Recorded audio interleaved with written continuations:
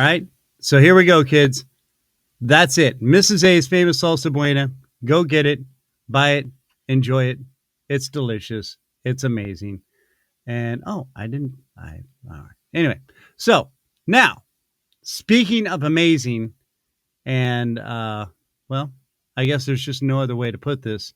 We've got a gentleman. His name, Russ Tuttle, and he is with the Stop Trafficking Project. And we're bringing him on because this man does incredible work. Russ, there you are, sir. How are you?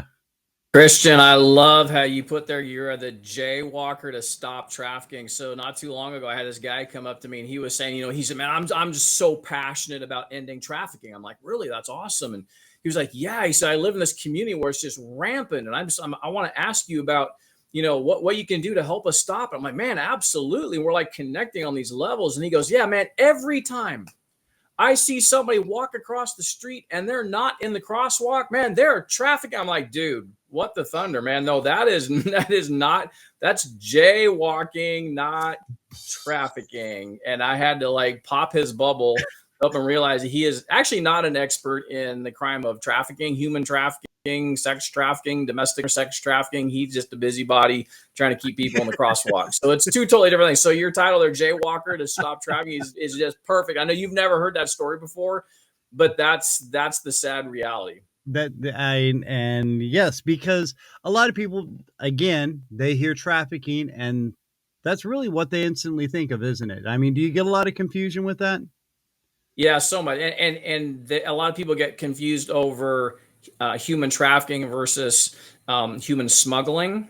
And so they think that a human being physically has to be removed somewhere before it's human trafficking. So human smuggling of taking someone from another country, physically removing them into another place, that's the only thing that sex trafficking or labor trafficking or organ harvesting can be.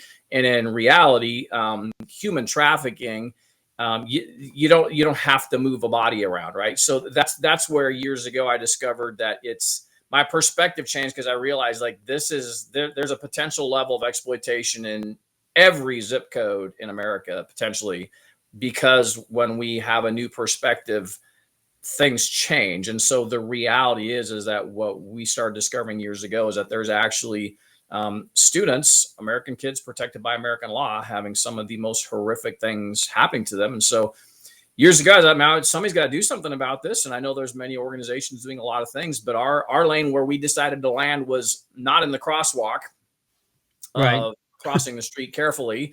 There's multiple lanes in the abolitionist movement to end human trafficking. And the lane that we landed in, that we are hyper focused on, is to make sure that we find a way to end it before it starts. What that means is we want to end sexual exploitation of kids and the crime of sex trafficking of minors before it can start. Because what happens is the system's totally broken once a kid's been exploited. So our heart is to make sure a kid never needs to be, quote unquote, rescued by law enforcement. And we don't want a kid to ever need to be seen by a sexual assault nurse examiner. And we don't do like a lifetime of ongoing housing assistance and counseling and trauma care and food stamps because of trauma they've experienced as a minor. What we found out is 100% of the kids that we had been working with over the years who were actual victims of the crime of domestic minor sex trafficking, it all started through a device like this. Mm-hmm. So we landed on something to go, hey, so we're not angry at kids, and we're certainly not against technology. Right. Okay. But what we decided to do is let's start telling kids the truth about what can actually be happening to them in those spaces. And so that's really kind of where we landed at. So we're now at about 138,000 plus students that we've talked to, primarily in the state of Kansas and Missouri, and a little bit in Michigan and some in Washington State. But we're pretty much right now focused on Washington State or Missouri and Kansas. And then we're closing on about 150,000 adults that we've educated and empowered about the reality that, hey, this is not jaywalking. Okay? There's an actual crime called domestic minor sex trafficking.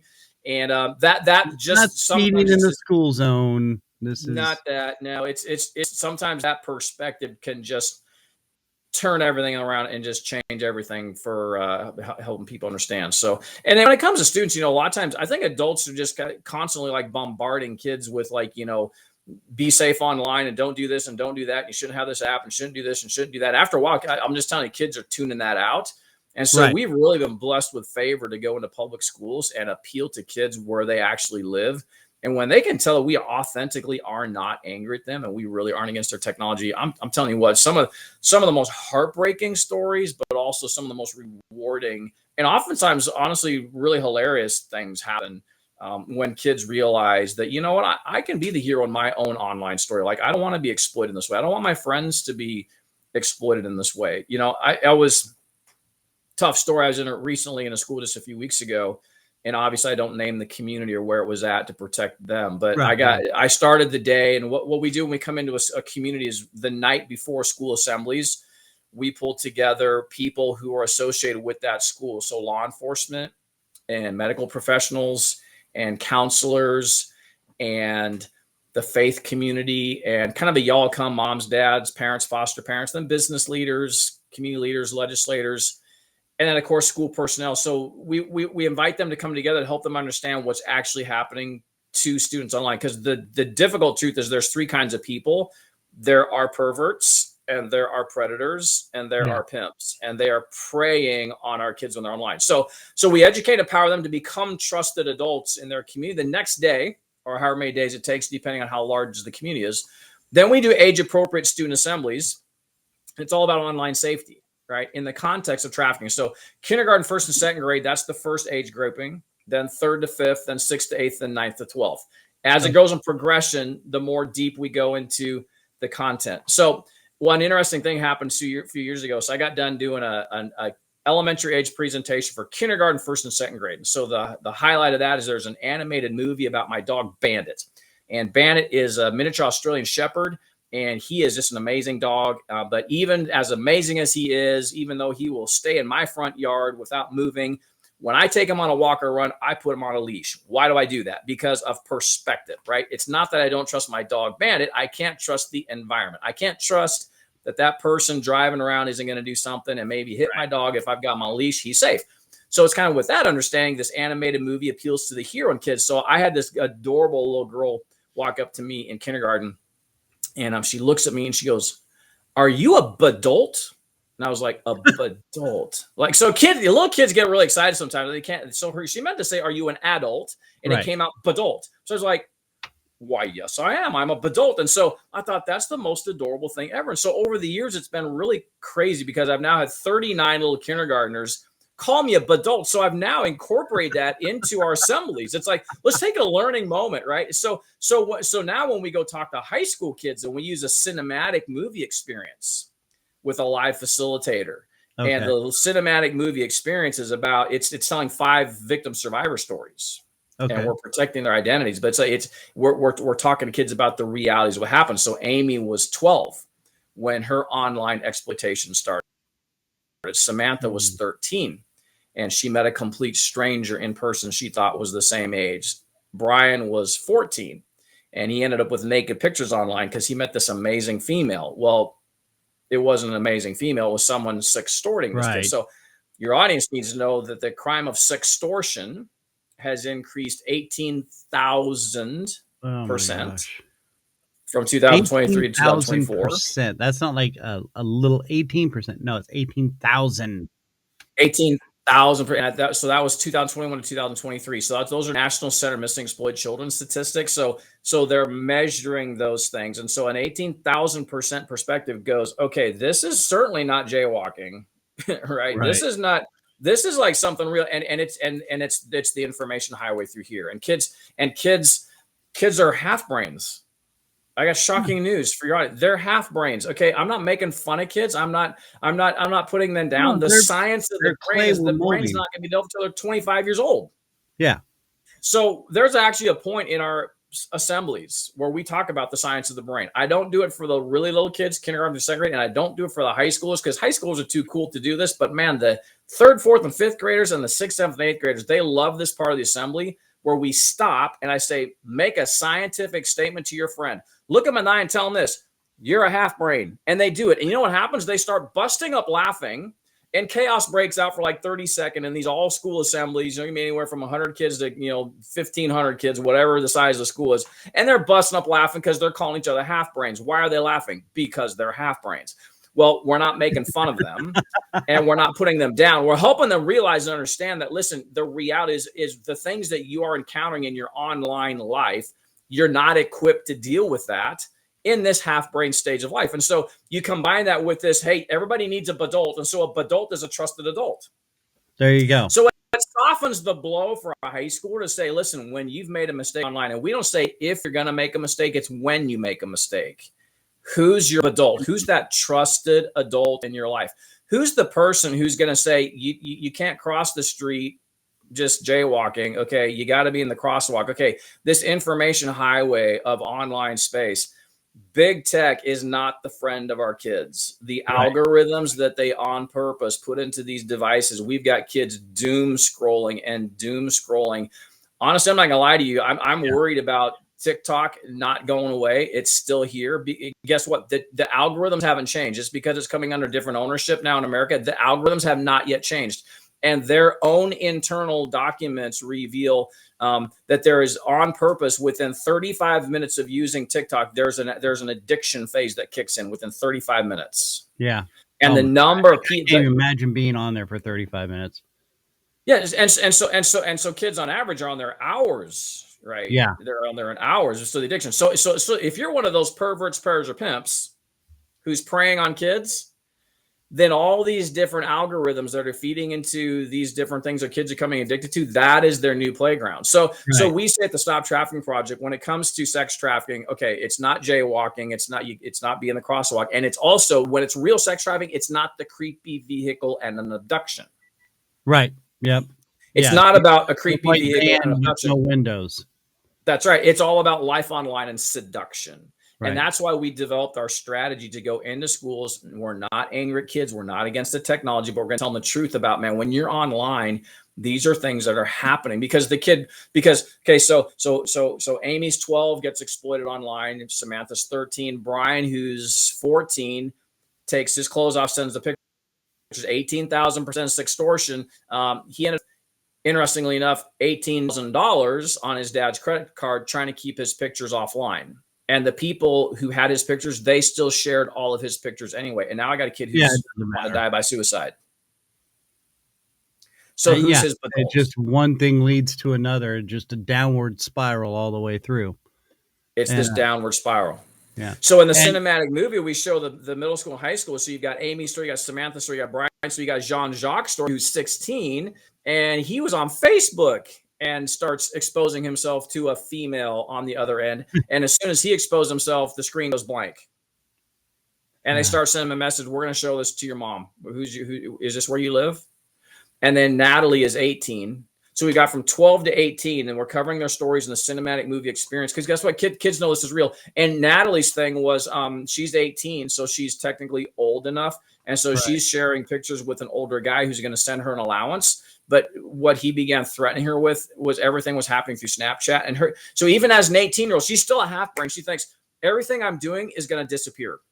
Yeah. And in her own words, she's like, somehow the guy found a way to keep pictures, and he threatened me that if I didn't do all these things, he was going to post me on a porn website. This is the kind of reality stuff that kids go through, Kristian. I mean, it's the most incredible, crazy thing. So I actually consider it a true honor to stand in front of students and talk about this very difficult topic, because I honestly look at these students and go, there's a hero in every one of you, and I want to call the hero out.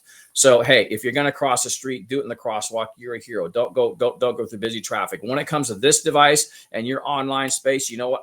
We're going to give you principles. We're going to give you guidance for you to be the hero, to step up. And it is so amazing that kids do exactly that. So I had a girl in second grade.